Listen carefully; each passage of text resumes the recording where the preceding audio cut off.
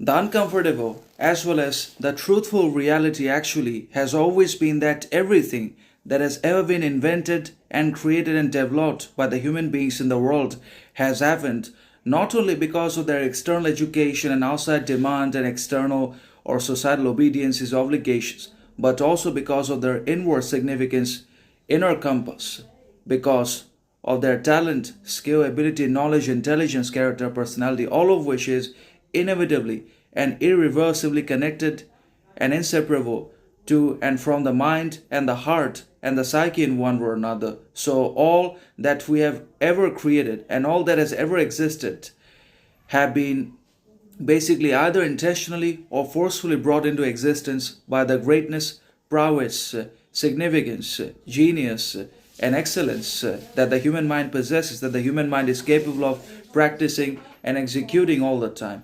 And because of the human mind's genius, we got basically a different, sovereign, independent, free ideologies and philosophies of freedom, capitalism, communism, liberalism, democracy, truthfulness, happiness, all our creations and different inventions of the human mind in different obstacles, struggles, pains. It has always had to come up with something to avert and conquer all of those struggles and pains, and that's why it always comes up with something, and then the man or the woman brings or forces all that ideas, ideologies, and philosophies into reality in one or another. So, in that sense, the human mind or the psyche becomes the fundamental resource, the governing entity, the inescapable construct inside of which we live, because not even we can possibly absolutely understand ourselves as to who we are, what we represent, what we are not, because the kind of powers and gifts